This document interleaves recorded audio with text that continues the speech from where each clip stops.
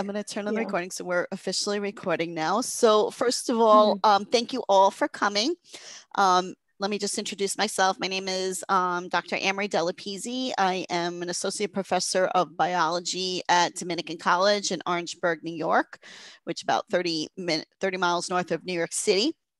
I am also the honors program director and actually just became the coordinator for the New Health Sciences program. So keep a little bit busy over there.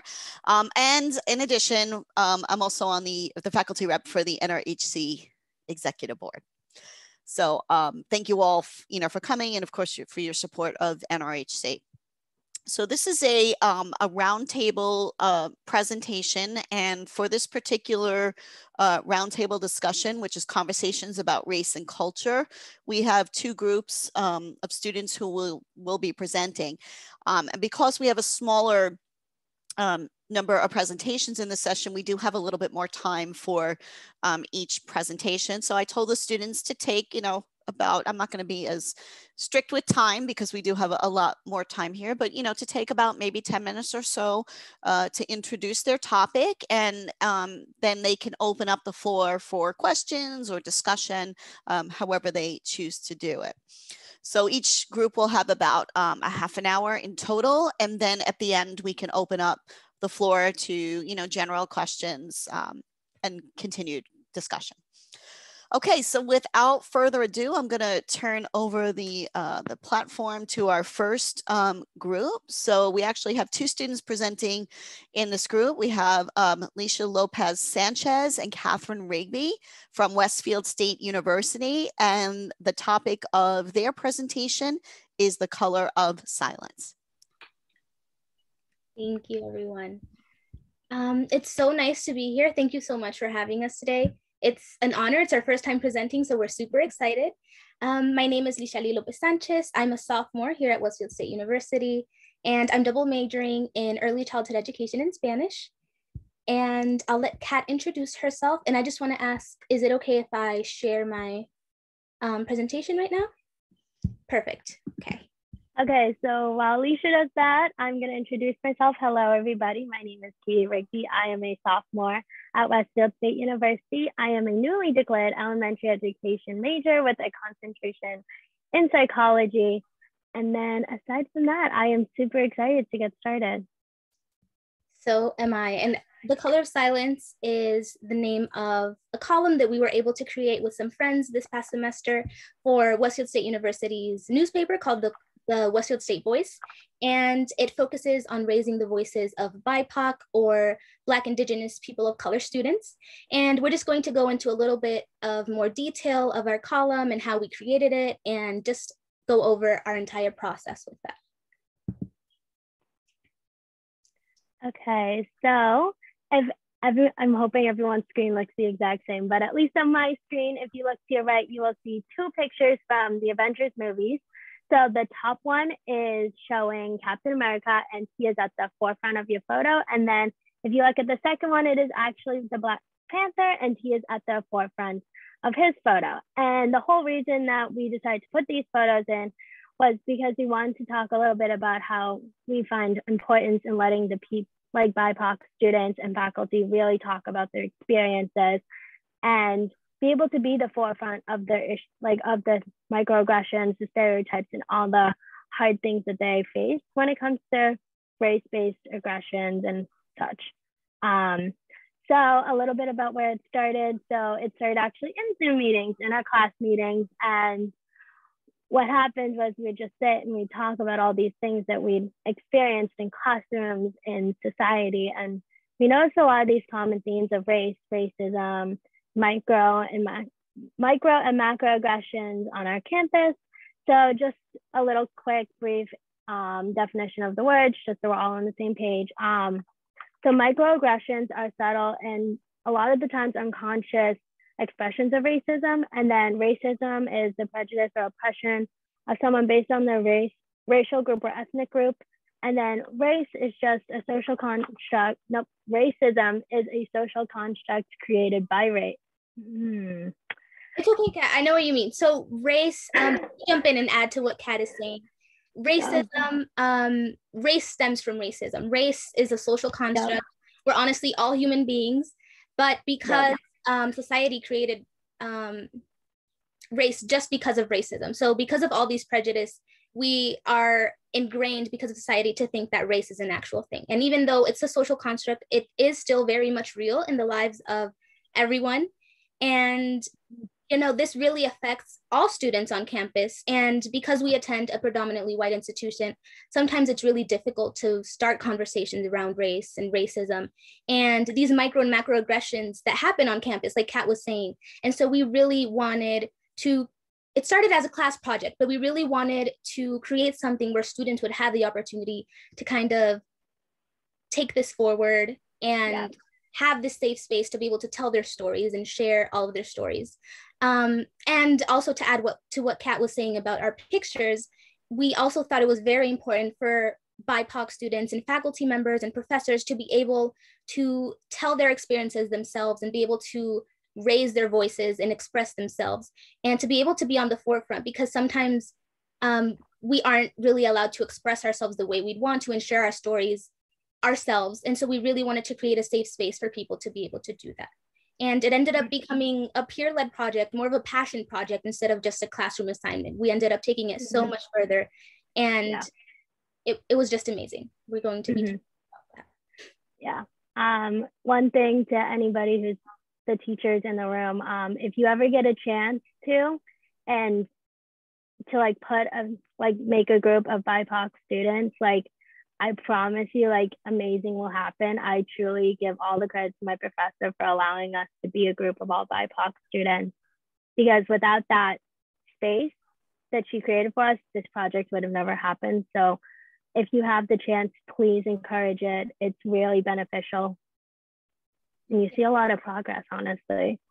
Absolutely. And just to add a little bit to that, this class was an English tutoring class, which prepares you to be a peer writing consultant for Westfield State University's Reading and Writing Center.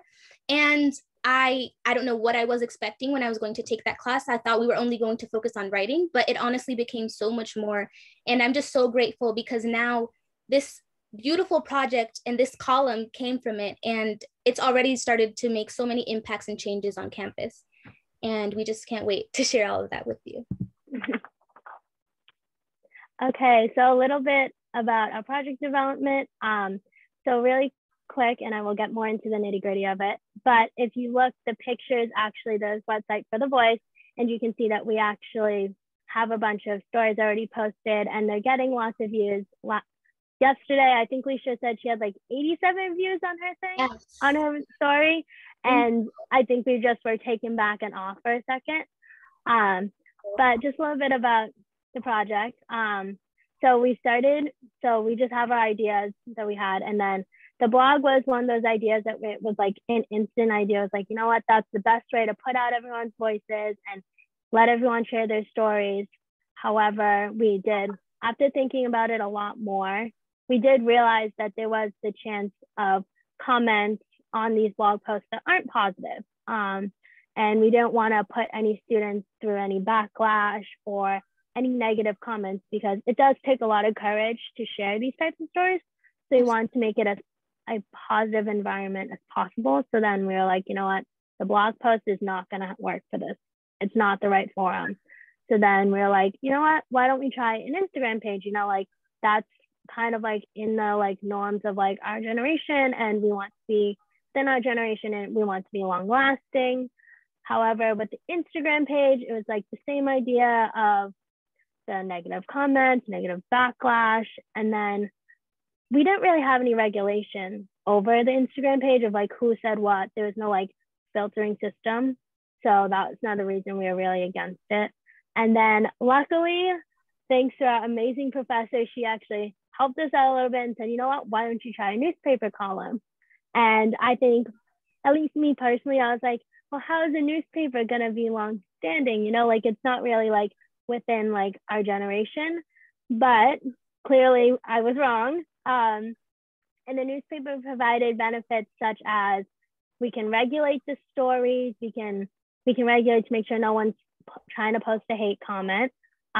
We can regulate it and who says what. We can help students and like keep their names anonymous. Like you don't have to post under someone's name. And aside from that, we just loved the idea of it being like longstanding and it's tied to a club. So then it can just be bigger and like continue this like idea and like really make sure these conversations are being started on our campus. Yeah, absolutely. Yeah. Do you mind if I add something, Kat? Go right ahead. I was just going to ask if you had anything to say. Thank you. Yeah, so for our Instagram page, we actually do have one. We thought, maybe we were worried about negative comments, that could potentially happen. But because we're all more familiar with Instagram than we are with blogs, then we thought, maybe it'll be easier for us to regulate. And we simply just use it to kind of update students and let them know what's going on with the column itself. So it's basically more of like a news medium for students to just be up to date with anything that's going on. And our stories are actually the first ones that were published on here. So we had to write our stories. And that was a little bit difficult for us because at first we didn't really know what to write. We were kind of worried about how people would react about our stories, but it ended up being a real success. And I think that they really, really impacted students. Yeah. So for a little bit more about our project development, this is one of the flyers that one of our friends, Janky, created. And it was really nice. We were able to send that through email and post it on the Instagram as well. And students were just really, really excited for this event. We created some submission guidelines because we wanted students to also share their stories, because we shared our stories, but we also wanted students and faculty members and professors to also be a part of that, to be able to share their stories. So we just added some guidelines to kind of help them through that process. We also met with Professor George Lang, who advised us through this process, and even Janie, who's the editor-in-chief. So we made sure everything was okay before starting the column. And right now, this is a link to the Westfield State Voice column. We are in the opinions category for now, but we're just waiting for the website to be updated, and we will eventually have our own toggle. So that'll be nice. We're going to have our own page so everyone can read our stories and kind of see what all of that is about. And here's a picture of after our Zoom event. We were so happy that we were able to create such an impact. And this was actually our campus speak out event. This idea, it occurred to us after we started working on the column. We wanted to kind of utilize an event to kind of introduce the Westfield State Voices, the Color of Silence column to everyone. We wanted to kind of do like a surprise, here's our column, here's what it's all about. And 70 people, including students and professors, attended. So we were so excited, we were stoked. We kind of explained the origins of our column, kind of like how we're doing right now. And we shared our stories with students. My story, for example, was all about my natural hair and about a microaggression, as Kat was mentioning. Kat, would you like to mention what your story was about? Yes, of course. So mine was actually about a positive stereotype. And then that just happens to be that stereotype that sounds very positive when you say it, but it actually has a very negative impact. And the one that I really focused on was the stereotype that Asians are supposed to be very good at math and super smart. And I think that was that was a hard one for me to write. I think just because, it is hidden under the positive. And I think for a very long time, I viewed it as a positive. And then after doing research and kind of just like letting myself sit with it, I really learned that it wasn't a negative thing. And I actually got to educate my friends who actually read my column and said, wow, Katie, I am very sorry that I had ever said that to you. So that was an amazing experience just personally with my story. Absolutely. We were just so grateful to be able to create awareness and help create a change on our campus. And we also had a breakout room discussion, which I think was super helpful because students, after listening to our stories, were able to kind of share stories of their own or discuss our own stories and how that made them feel, and how this column itself made them feel. We afterwards had a debriefing session in the main room, and we just thought that was super important because these are heavy topics. They are difficult to talk about and to bring up. And so we wanted everyone to kind of get things off of their chest and just let us know how they were feeling. And we ended the event on a positive note because of that. So looking to the future, we really want everyone to notice the value of students of color, BIPOC students being able to work on projects together and be able to have this safe space for them to tell their stories and express their feelings, tell other students about their experiences, because it really does help to be able to talk about these experiences and just know that you're not alone in this.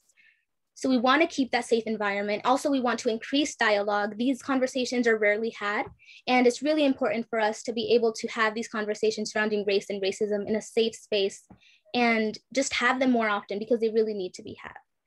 And as far as long-term changes, we hope to have one event similar to our Campus Speak Out event, at least once each semester. And hopefully these events continue to inspire others.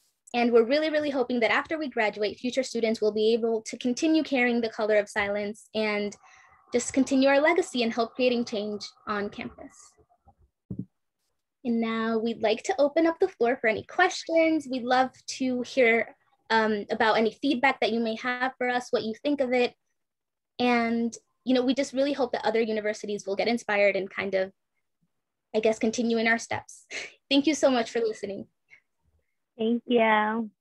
Lisha, do you want to stop share for if we're going to do like a round table? I think it might be easier to focus.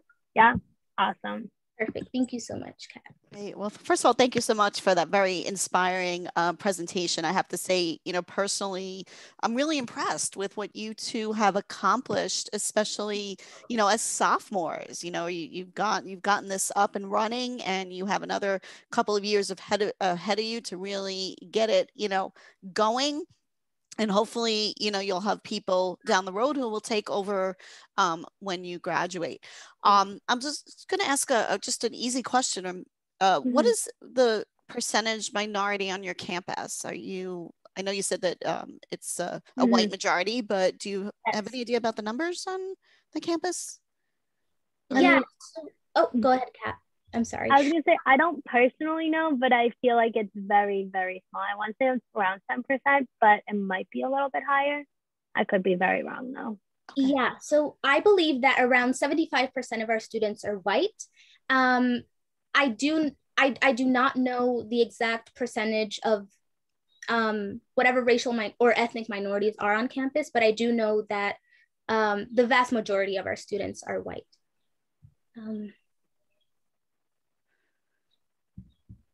Nice. Yeah. Where did you say your campus was? Oh, I'm sorry. Where did you say your campus was? Westfield State University. Okay. So it's over in Western Massachusetts. Yeah. By Springfield.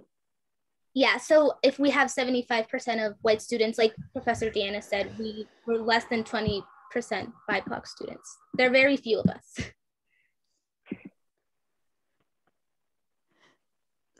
So let me ask you a question. Yes.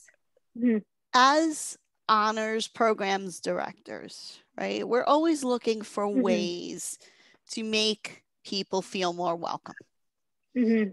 What would your advice to us be? What are some of your recommendations? Because we talk amongst ourselves, but maybe it's the students we should be asking, right? So what is your advice to us? That's a really, really good question.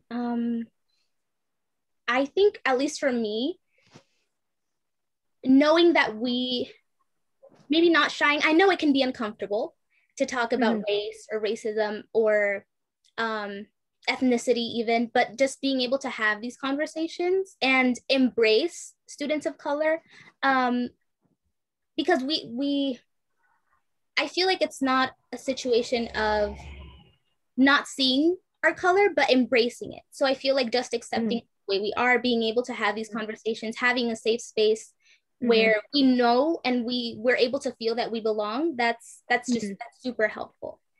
So embracing our race and our ethnicity and our cultures and our languages, that's really awesome. Exactly, Alicia. I totally agree with you. I was going to say something very similar, just like create a safe space. You know, if you hear something, like it's hard to do it, but hear something, say something. Like I know some of the most accepting things that I've ever felt, because I grew up at a predominantly white like town and city. And I think the one thing that always made me feel welcomed and felt safe was people would say like, why are you saying that? You know, like what, like that's not okay. And you need like, and even people saying like, or even asking, saying, hey, this is what I'm trying to say. Is there a better way that I could say it? And really being willing to listen and to learn, I think is one of the only ways until we really can tackle this thing head on.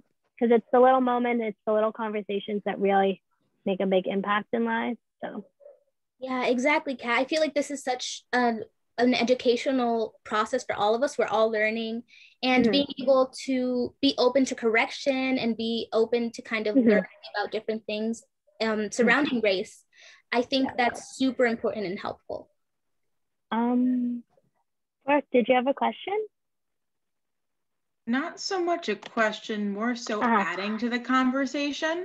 So I go to Post University. We're a small private college. We're in Waterbury. There's like 800 of us on campus. 40% of us are white. So we have a lot more representation on campus. And I find our student government associations worked really well to try to be inclusive. We have 2 clubs that are really active. One is Los Latinos. I absolutely love this club. They have salsa dancing every week, and they do all these cooking shows, and they post it on Instagram. It's so cute. I love it. I just love it. And they want everyone to be involved. And we also have a Black student union who's very involved on campus. They're actually our most involved club on campus.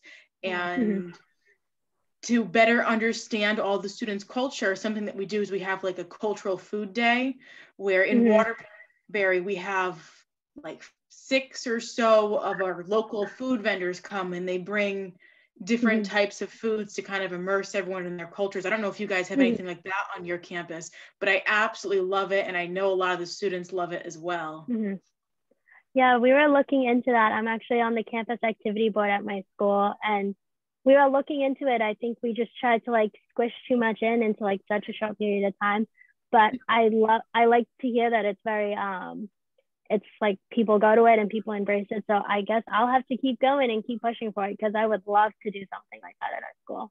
Absolutely. Yeah. I think, well, at least last year, our first year as college students, Kat, I was part of MSA. I was one of the presidents of the club, and we wanted to include so many cultures and do kind of like a cultural potluck, and also maybe a talent show so people could showcase different aspects of their cultures. But then COVID hit and we weren't able to. So hopefully this upcoming semester, we're able to do something like that. Thank you so much, Brooke. Food is great. I used to be on the e-board for SGA. Now I just represent some clubs because it's a lot of work. And like I used to bring horses to campus, but people preferred food. So food is great. More people will come for food than to come ride a horse. Right. Exactly. You have a question here. Yes, Dr. Caldwell. Yeah. It's so nice to see you, by the way. Hi, how are you? Hey, I'm distracted by some small dog who's gotten loose, and my son is running up and down the street. But yeah, I'm so proud of you guys. Such wonderful work, and I just want to make sure that you all know that what you're doing is the right. I mean, I think Westfield, in my opinion, I work at Westfield, so I can talk about it. But they were a little behind, I think, often. And most campuses in this part of the country are like super white campuses, right? So I think it's great that you guys are getting this dialogue started, and I encourage you. There's stuff that you can do as students, and then there's stuff that us as faculty and administration have to do. So that dialogue that you start is great, because then people in higher places can see and say, well, this is what students of color are dealing with. And so think of it even bigger, and never be like when you guys are saying like, this is like, what you're doing is amazing. And it's a gentle push.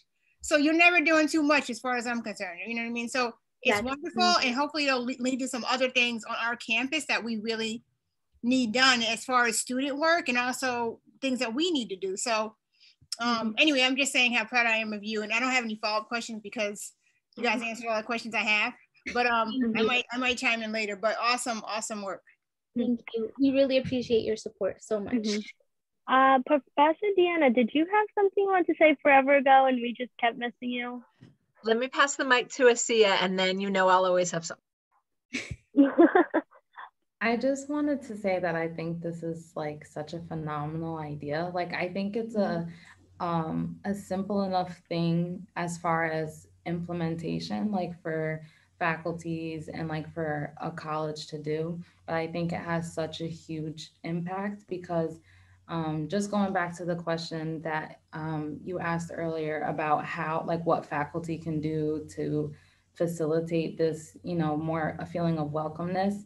And I think a lot of times what happens is that, you know, faculty or professors, they do their part, like they do their best to try to have this space for us, but it can sometimes feel awkward, just speaking personally, when it's not a, like you said, a BIPOC space.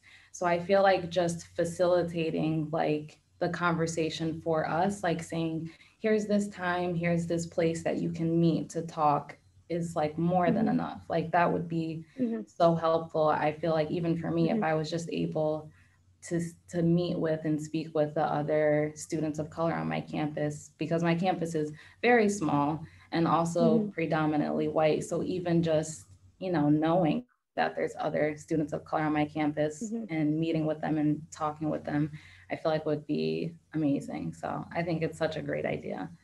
Thank you so much. Yeah, I completely agree. I think sometimes BIPOC students and just people in general, we always have the initiative and we try to do the work and educate others. But I feel like sometimes when we know that white people want to take part in these conversations and start things themselves and kind of take that initiative, it really helps us feel welcome and like people care to know what we want to say and what we want to share and to make a difference along with us. So that's it's just amazing. It feels great. Absolutely. Oh, go ahead, Professor Deanna. I hate Zoom sometimes. Adding my kudos to everyone else's comments. And I just wanted to say, you know, thank you for your point about the value you found on this project of working with fellow students of color on our predominantly white campus. Just really has me thinking, you know, from a teacher's point of view about how to facilitate those opportunities, you know, but in a way, like I want to be careful and not decide for students. So I was just going to ask you, how did it come about? Because you, for our friends, and so you said we want to work together. Did you talk about it with your teacher? And if, you know, what advice would you have for us teachers about kind of like putting it out there? Okay, guys, there's a final project that can be done in groups. Now, what about this affinity groups question? Do you know what I mean? Like, how to present it? It's a tricky thing, right? Exactly. Yeah. I guess in Professor Savini's class, I think it just happened naturally. It was really weird. She just said, here's like 8 topics we covered this semester, pick one and do a project on it. And I think I don't know, maybe I'm just personally as a BIPOC student, like I think I'm drawn to those conversations. Like it's like this magnetic pull that's like, I want to fix this problem. I want to talk about it. I want to get to the forefront of it. So I think maybe not that, like maybe giving more opportunities to like cover those grounds and be like, hey, like why don't we try to like, I don't know, try to like weave it into the classroom more. Maybe like, I know we teach like a Black literacy class. Maybe that's like when you say like, why don't we talk about the racism that may or may not be discussed? I would not know. I have not taken that class yet. But like finding creative ways to just weave it in. And like, because if a project is given to a student and it's about racism, kids will be drawn to it. It's just a matter of like facilitating it in a way that like allows them to like find each other in a way. I don't know if that's what you felt like happened, Lisha. I'd love. Yeah, I totally agree. It was how Kat said, by chance. It just happened naturally. We happened to both be interested in the topic along with our friends, and the professor, since we were all interested in it, we just ended up working together and we started talking and sharing our experiences. That's honestly how it started. We just started, it kind of became that safe space immediately, wasn't it, Kat? And we just started talking, and then it just came to us. We wanted to share our stories, and we wanted other students to have this safe space to share their stories as well. And I totally agree with what Kat just said. I feel like when the professor gives us opportunities to be able to have these conversations and to be able to just share our experiences and make change surrounding racism, I think Yes, sorry, Professor Deanna, I'm just reading what you wrote in the chat. So definitely curriculum-based and project-based. I feel like giving students the opportunity to kind of take place in these conversations and share their experiences, I feel like that really helps, because sometimes we want to do it. And when we're almost always either the only BIPOC student in class or one of few. And so this is something that's always on our mind. We immediately feel, I don't know about that, but I immediately feel in the spotlight in the classroom. And so this is something that I'm always thinking about. And if the professor kind of creates a path for me to be able to have these conversations with my classmates and kind of just speak my truth and share my experiences so we can all learn and educate each other, I feel like that helps so much. Yeah, because all of the projects that I've gotten to do in classes really, like when you get that open freedom, like I was given an opportunity in my Comp 2 class to write a paper on any problem at the time when I was a criminal justice major, any problem within the criminal justice system. And the first thing I thought of was the racism in the criminal justice system. You know, like if it's given the place in the space, those kids will find it. Like they don't have to search, you know? And something that I thought of, which I guess I could talk more to Professor Vanessa Deanna about, they do it in elementary schools, but it's called like a kindness wall. And you walk in and you see like all the positive things that people have said about other people. And like, it's not gonna be a race-based thing, but like just seeing that like, oh, thank you, Katie, for helping me in math. Like, it makes you feel welcome in this space. If it's not a space that's been created for BIPOC students, it might just create a safe space. I don't know if that's something that is too like immature for the college. I don't really know, but that's just something that kept popping into my head. I feel like that's great, Kat. I think, especially since we're going to be teachers, this is not only something that I feel like professors can apply now, but that we can apply in the future. And Dr. Caldwell, I totally agree. I feel like, at least for me, well, I don't know. For me, I guess this has been a unique experience because most of my life I grew up in Puerto Rico, and I'm used to seeing people of all shades and colors, people who look like me, people who don't. But everywhere that I go every place was diverse. So moving to the United States and now attending a PWI, I feel like that has been really different. And I feel like that just motivates me to create even more change. So I think we have time for about one more question or comment before we move on to the next presenter. So would anyone like to? Well, I just want to say great job to all you ladies. And also, have you been able to recruit other people to write, and like what mechanisms are you using to get other students? Yeah, so right now we're mostly posting on our Instagram page. Janky's amazing. She just has such a talent with art. And so she creates so many amazing drawings and everything. And so we use her drawings to create posts where we ask students for stories. We let them know what's going on. And we also try to spread the word either through email, through our friends, and they spread it out to other people. I have a few friends who are writing their stories, but haven't sent them to me yet. And we actually have a new publication that came out like 2 days ago. So I will leave the link in the chat in case you would like to go to the opinions category and see the stories that we have so far. Thank you. Yes, You're so welcome. So congratulations on your first presentation at an honors conference. You guys did extremely well. So congratulations, and thank you for that very stimulating conversation. You see how easy it was?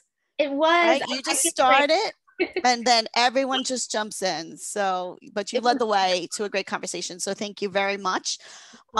Yes, I agree. They killed it. They killed it. Well done. And your energy is just infectious. Let's say that. Thank you so much. So without further ado, we are going to switch to our next presenter, which is Asiyah Moore from the Russell Sage College. And the topic of her presentation is combating the cultural divide. So without further ado, I will turn it over to her. Thank you for that introduction. Hello, everyone. My name is Asiyah Moore. I'm coming from Russell Sage College, and I appreciate everyone being here today and taking the time to listen to our thoughts and what we're passionate about. I'm just going to share my screen quickly. Okay, so today I do want to talk to you guys about the cultural divide in America that I feel is quite distinct, and over the past few years has only grown more so. So there are several definitions of what culture is, which I consider all of those to be correct, but this is the one that I chose to focus on today. So this one defines it as a way of life of a group of people, the behaviors, beliefs, values, and symbols that they accept, generally without thinking about them, and that are passed along by communication or imitation from one generation to the next. So this definition might be familiar to a lot of us. We may have seen it before, and I'm sure we can all recognize that it's pretty broad. But the two parts of this definition that stand out to me are the beginning and the end. So that culture is a way of life, and that it can be passed on either through stories or teachings, or just by the younger watching their elders and then imitating them in their daily life. So there are lots of different cultures across America, and I think that creates a really beautiful diversity throughout the country. But I believe that the difference between diversity and a divide arises when one group believes that their culture, their way of life is superior to another, and then they feel that superiority causes them to treat anyone that they see as other poorly. And that's the state that I feel like our country is currently in. So there was a very confusing, I'll say, time in my life where I was led to believe that Black people didn't have a culture, that it was essentially taken from us when the first Africans were brought here as slaves, and that since then we were just never able to develop a true culture of our own because it was essentially lost to us. And it took a lot of conscious learning on my part and a lot of self exploration for me to realize that this is so far from the truth and really the complete opposite. So in one aspect, I found that the generations of struggling that Black people have to achieve basic rights or some sense of equality has almost formed a culture of resistance, I like to call it. Basically that so many small aspects of our lives were basically up for debate, or we had to fight for to be able to do, you know, something as small as how we wear our hair or how we speak or how we present ourselves, that I think our culture just became so surrounded around struggling and fighting to be heard, to be seen, valued, everything like that. I think that's one aspect of Black culture. But after, you know, talking to my family, my friends, just reading other people's stories through social media, I've noticed that there's been a recent shift where there's a big, like, welcoming aspect of Black culture for self-love and self-care and just being kind to yourself. And I think it's in direct response to so many years of that feeling of resistance, of always feeling like being on the defense and having to, you know, fight for something. I feel like there's this new generational shift of peace and love and having calming senses within yourself in order to be able to give that out to others. So that's something that I've learned and been able to accept on my own. So I'm gonna kind of try to give you guys like little pieces of research that I've done on Black culture and the instances of other cultural groups or ethnic groups blending with ours. So one connection that I particularly found interest in was that between African Americans and Native Americans all throughout history, really. So during the 1700s, some runaway slaves were able to escape to Florida, which at that point was under Spanish colonial rule. And there were several Native American tribes there that welcomed the runaway slaves into their tribes. And one in particular was called the Seminoles, which many historians believe is an English derivative of the Spanish word cimarrones, which they applied to any community of escaped slaves. So for over 100 years, the Seminoles accepted runaway slaves into their tribe. And eventually the Seminoles became a biracial group of individuals of both Native American and African descent. They were able to, form their own communities. They had they were an established society essentially. And then in the 1800s, the American colonial forces tried on 2 separate occasions to basically wage war with the Seminoles in an attempt to get who they considered to still be runaway slaves, even though, this is 100 years later. They still consider them to be runaway slaves and wanted them returned. The first time the Seminoles were victorious, they beat the American forces. And then the second time in 1835 was led by President Jefferson.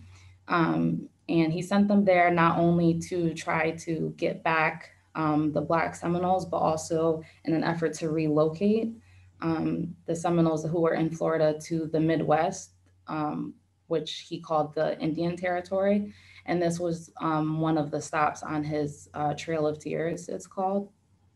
So this war that started in 1835, it went on until 1842, when the Seminoles, just basically exhausted, agreed to relocate to the Midwest. A very small number remained in Florida, and despite Jefferson's forces demanding for the Black Seminoles to be returned so that they could be basically sold back into slavery, the Seminoles refused, and to this day, there's still members of the Seminole tribe, both in Florida and in the Midwest.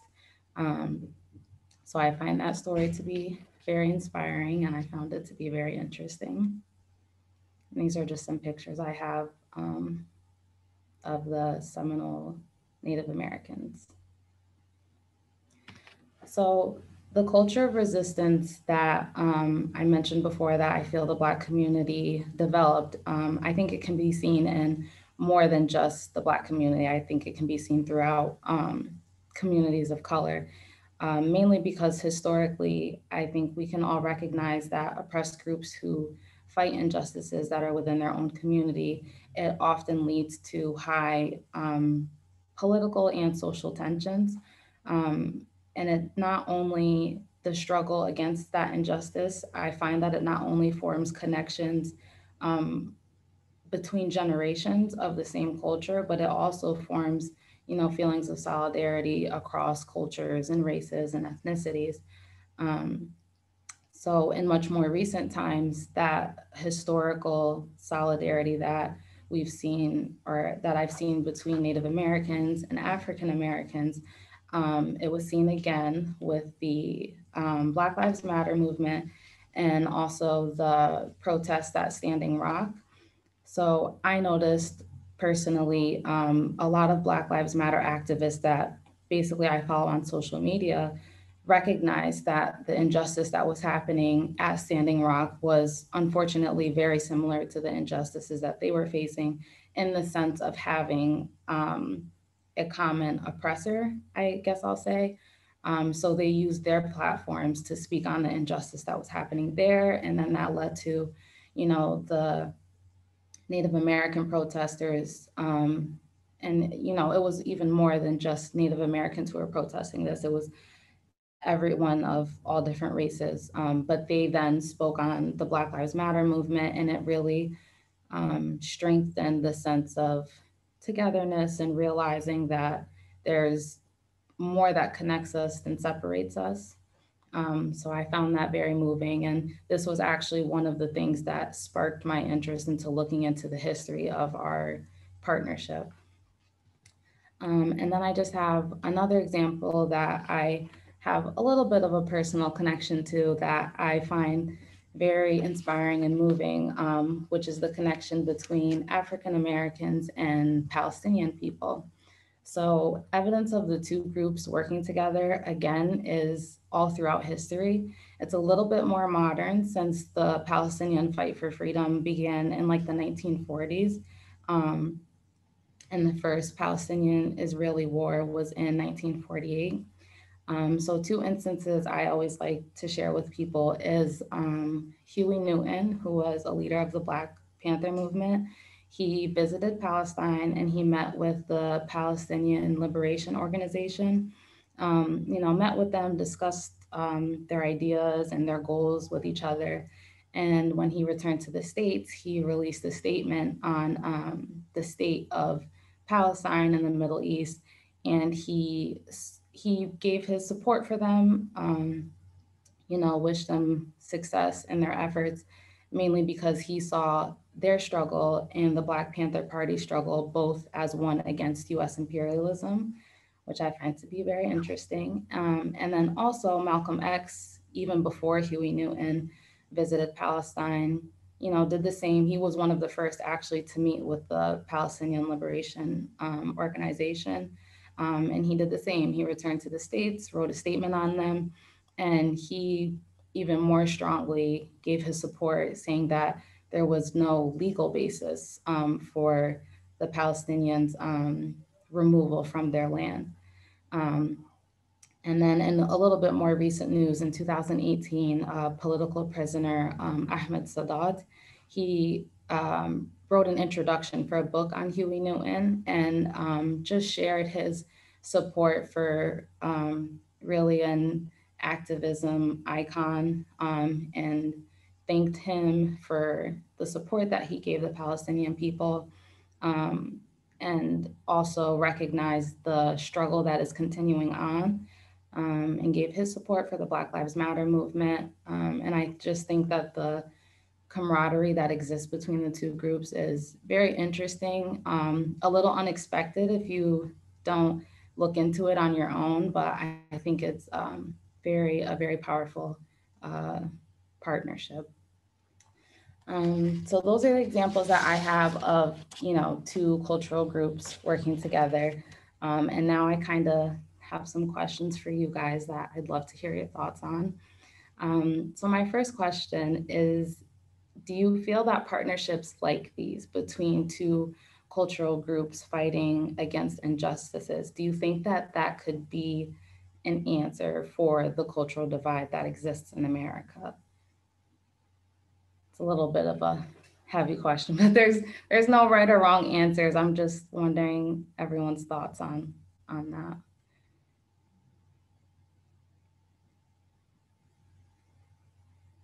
Yeah, Lisha.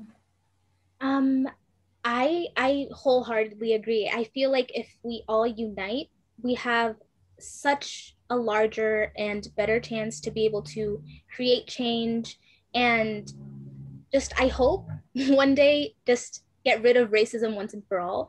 I feel like sometimes people of different races and ethnicities tend to focus on their problems instead of noticing how many other people are being oppressed at different and even the same time as themselves. And I feel like we all have to unite. We shouldn't believe it's a competition about who is more oppressed, who's more discriminated against. I feel like right now it could be you, and then tomorrow it could be me, and we both have to unite and kind of support each other. And like right now, I remember just talking about all the Asian American Pacific Islander hate that's going on. Yeah. And so right now I've had to think, it's not about me right now. It's about people who are Asian American, people who are from the Pacific Islands. And it's time for me to stand with them and help raise their voice. And, I'm also a person of color, but it's like sometimes I have to think that other people go through the same thing, and we all have to unite together and help raise each other's voices and just stand as one. So just to answer your question, I think that we have so many bigger chances of kind of getting rid of racism if we all work together instead of just each of us fighting for our own skin, if that makes sense. Absolutely. And I'm so glad that you brought that up, because that's actually what you led into it perfectly. The next thing that I wanted to talk about. Oh, perfect. Yeah, perfect lead in. But that's what I was going to say, that when I thought about this question of this partnerships, how it would help address the cultural divide, the worst case scenario, like the worst example that I could think of there not being that sense of compassion and understanding is the violence against the Asian community, and the violent attacks that have been happening. And it made me think of it because personally, I saw an upsetting amount of negative comments coming from some parts of the Black community. And it stemmed from feeling like, you know, say for example, the person who made that negative comment, they as an individual felt that they had experienced racism from an Asian person, or they didn't feel that, you know, the Asian community gave them as much support or empathy as that person felt that they deserved. And I feel like that's such a destructive and counterproductive mindset, because that, personally, I feel that that's never the point of activism. I think if you're, you know, the term transactional activism comes to mind, which is basically feeling like if I do something good for you, you're supposed to do something good for me. And I think for progress to happen, that can never be the intention. The intention should be something wrong is happening and I have to speak on it. And if that's not the intention that people have, I think progress will be extremely slow, if at all. Yeah. So thank you for commenting on that. Did anybody else have anything they wanted to add to that? Sorry. I can go. I don't know.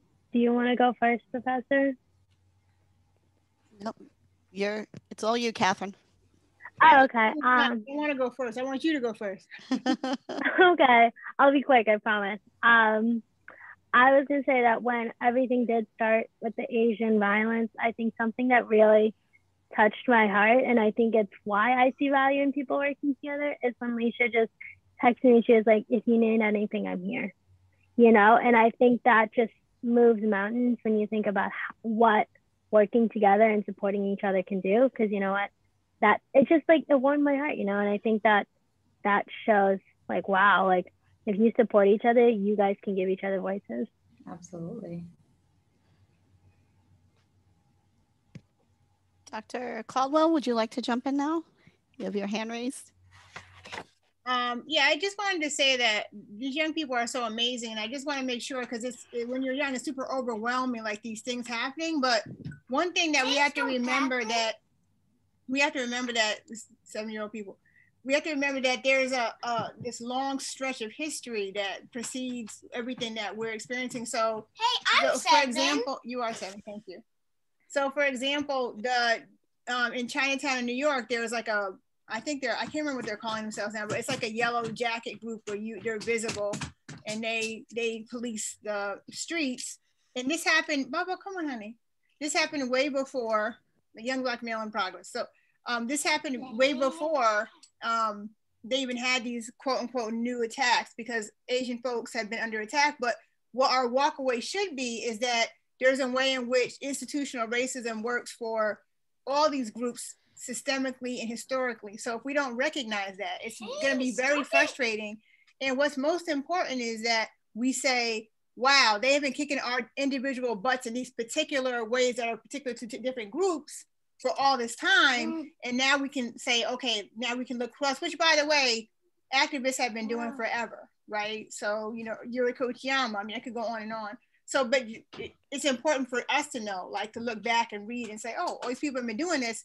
And these are very specific attacks. Dr. Seuss, all this stuff, that's very specific attacks on Asian folks, but they're not new attacks.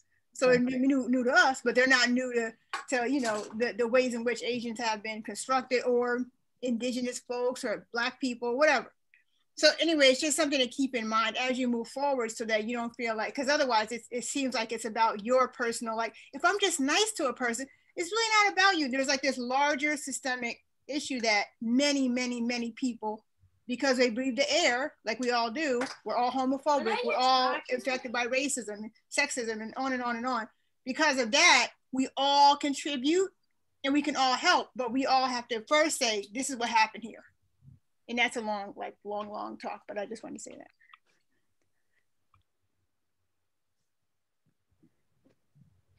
that. Asiyah, I just want to chime in that I really, I and I know you've presented a variation of this, but it's actually different now and with sort of new material. And so it was a new experience to hear kind of where you've taken this. But I think it's really important to recognize those histories that are there and they need to be uncovered, and that can give us a sense of identity, of rootedness. I'm really glad that you dug deeper and shared some of those stories with us. And so this is just kind of a question for everybody, right? So I have students who are interested in these topics. I have a student right now working on some of the issues around the discrimination against Asians due to the COVID-19. Other students working on other topics related to discrimination and racism and sexism. And yet I find, and perhaps this has to do, of course, with who I am, and as a white person trying to lead these discussions, I get some students talking, and of course, those who are interested will pursue those topics. And then I get this whole other kind of 75% of silence. And I just, and that's where I don't know how to get people involved in the conversation. And it's hard for me to determine, of course, everything's on Zoom, right? So, is it the white students who aren't talking? I tend to think that is the case when these topics come up. And I just, how do we have those conversations where more of the room, and I'm asking this of faculty here, as well as students, getting more people in the room to participate, kind of regardless of, whether they feel they should talk about it or can speak about it. I've had white student reach out to me this semester and said, I just don't feel that this is something I should talk about. So I just wondered what you all thought about that. I mean, I can say I understand where that feeling comes from. I think that happens a lot where white people feel like they don't have anything to say. But I think there's a difference between like honoring and respecting people of color's voices and allowing them to express themselves, and then just not participating in the conversation, because, combating racism, it takes everyone. I mean, I know that gets said a lot, it might sound kind of cheesy, but it's true. It really takes everyone and everyone's thoughts and, fears and ideas and all of that. So even if a white student feels like all they have to add to the conversation is, I don't know what I can do, or I don't know how to help, or, even if it's just them asking a question, I think that's better than, not saying anything. And I know it does come from a feeling of being uncomfortable, but maybe just encouraging that, like encouraging asking questions and letting people know that it's okay if you don't know what you should say, but you do always have, space to speak there, as long as you're honoring the experiences of the students of color. Well, I'll just add something. I'm on the editorial board of Illuminate, which is the NRHC journal, and one of the papers that got published in the 2020 edition of Illuminate had to do with re-education. Okay, it was a paper, letting and how we teach students about racism and discrimination, that this isn't something new, that this has been happening for centuries. And, whether it be Blacks or Asians or Jewish people or even Italians were discriminated against. And I think if we realize that this isn't something that's unique to one or two ethnic groups, that this has been happening in a course of history, maybe that will open up the conversation a little bit more, to realize that that at some point there has always been some type of discrimination against different groups, and maybe it's a good way to start is to change the way we educate our students, to make them feel like this is a topic that matters not just for certain people but for all people. I think one thing that helped in me and Lisha's class personally was we started the class and we read like a story, and we were like, we read an experience that like an Asian had like experienced in their life, and it was a quick short story, and it was like, and she opened the floor and was like, how did that make you feel? like, did you relate to it? Did you not relate to it? Did you feel uncomfortable? Were you frustrated? Were you mad? You know, and it's like, you know what, like, it's not anything big, but like being able to like identify those feelings against it, I mean, it's a start, you know, and I think that really helped our class conversation go. And we did end up having a pretty good conversation based off those stories. So that's maybe something you could try if that's where you wanted. I don't know if that was an answer to your question. No, it is. I think it's actually a really excellent idea to begin class in that way, because then you are kind of moving towards having students develop empathy and, right, thinking about how they can identify with others' lives across those differences. No, I think that's terrific. Could I add on to that? So I'm a senior and I'm doing my capstone project, and a really good point one of my professors brought up at the beginning of our project is understanding who we are, what we're writing about, and what our own biases are. So for my project, I'm actually doing how to apply to veterinary school. I'll be attending Mississippi this June, really excited. So I did a survival guide for students, but I also did a literature review on sexism and racism in the veterinary field. Vet med is one of the most white dominated fields there is. And only recently have we really started talking about diversity. I was talking to my professor. I wasn't quite sure how to approach the topic of racism in my literature review. And she just sat me down and I stated all the facts in my paper, but I also had to make a disclosure that I myself am a white person, so I can't speak from my own personal experiences, but I can be an advocate for everyone else. So I think having students understand their own biases is really helpful when trying to talk about this.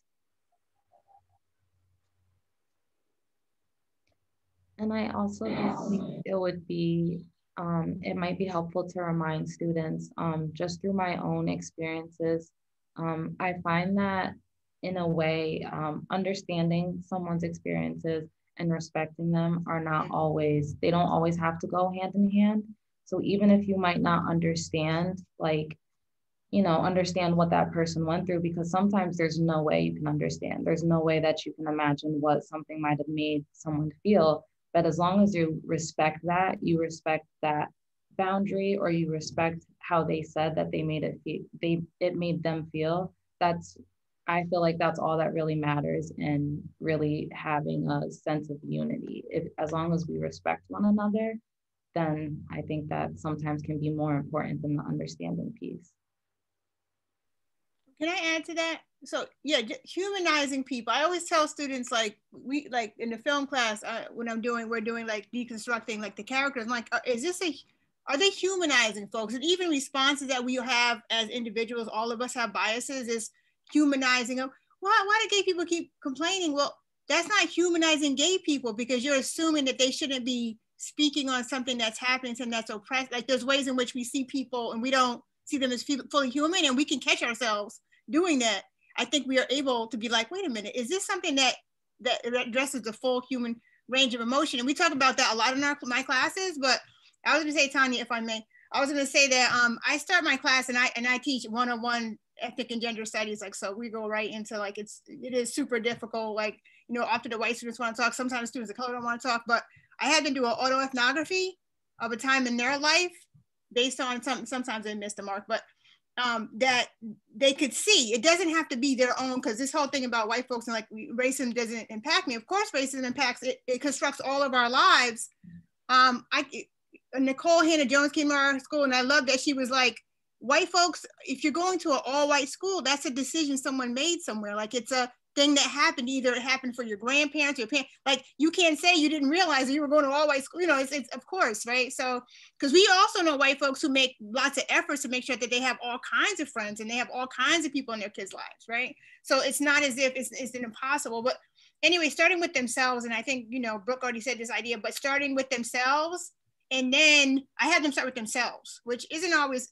The other thing for us as educators is like, we forget sometimes with race and racism and structures of oppression that when they were teaching you math, in 9th grade, you know this much about math. And then 10th grade, you learn this much. And maybe when you were a second semester sophomore, it all came together for you.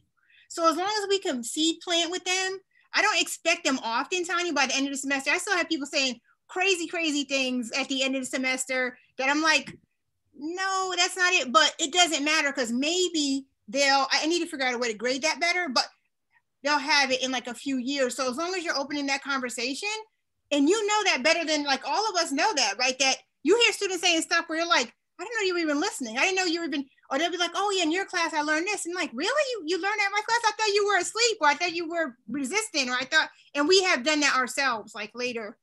Anyway, that's awesome. That's it. No, I really appreciate that. And I teach quite a few first and second year kind of gen ed courses, right? So these are students who maybe, they haven't, this isn't a course in high school, okay? Talking about racism, talking about the isms as it were. And so I like these suggestions. I also teach courses in English and honors courses. And I guess I find that you're kind of getting students who are already interested in that material, want to discuss that material and have things to say. And that's what I love about honors, right? And so it's really in working with that more broader general education, first year, second year student audience, where this is part of the curriculum and it's part of what we're talking about, and thinking about strategies to get more people in the room talking. And again, I think part of it is that on Zoom, it's easy to hide, right? And of course, depending on what your own, as a professor, what your own Zoom rules are, right? So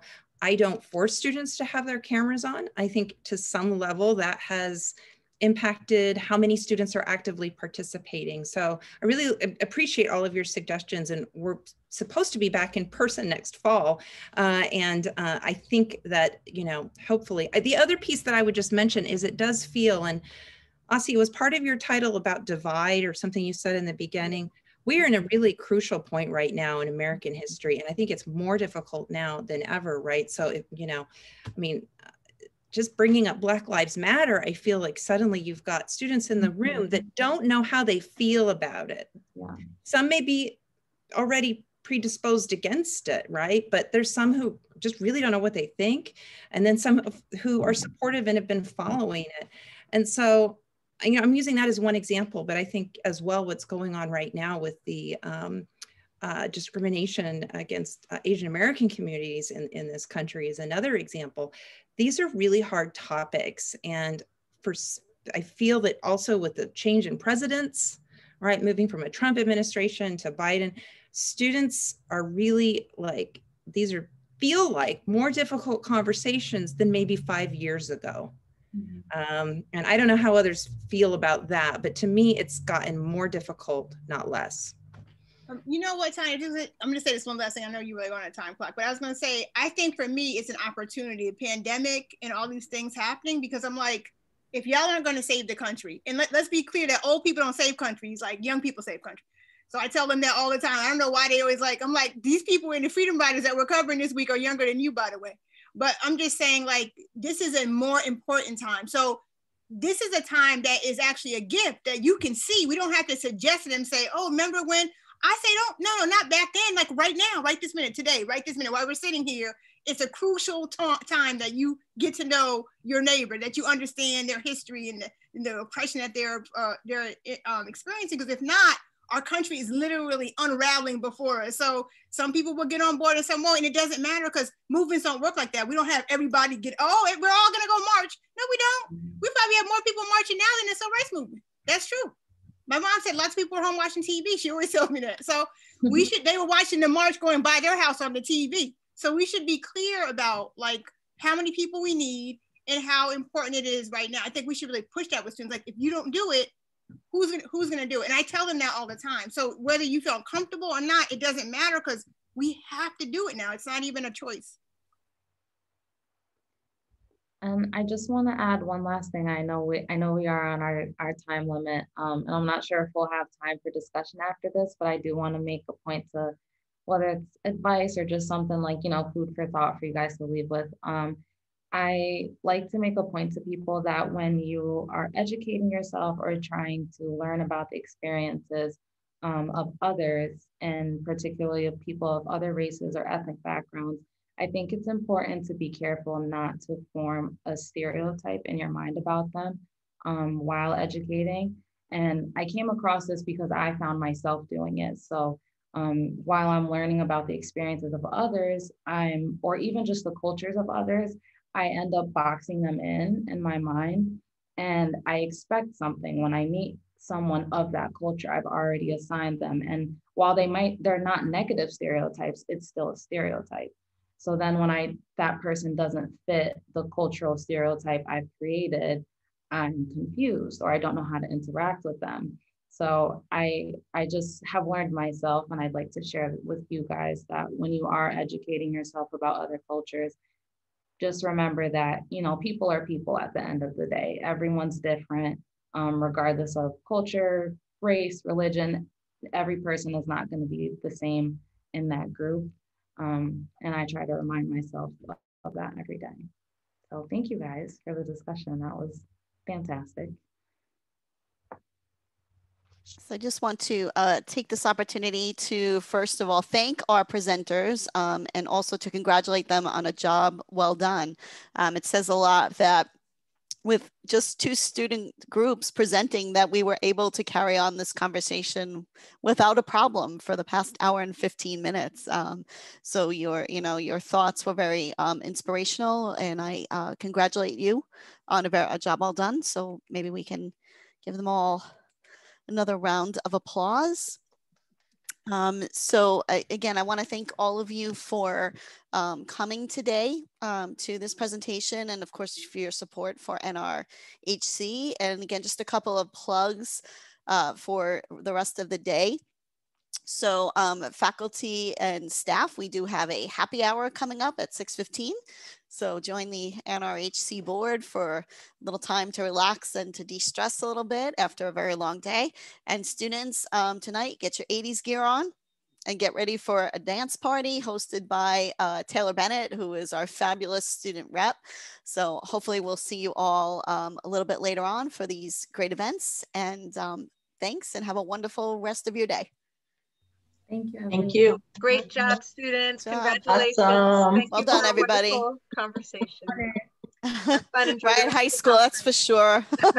that's scary that we're now like we're now the old folks, right? Like, you mean high school or whatever? I can't even look at these fashions. I'm like, these fashions shouldn't come. Some of them should not come back. I'm like, and how are we gonna possibly wear these outfits? I'm like, it's cute on you, on like 50-year-old people. It looks like it's not cool. So I'm just like, I don't know what I'm gonna do. I'm trying to figure out what kind of jeans I'm gonna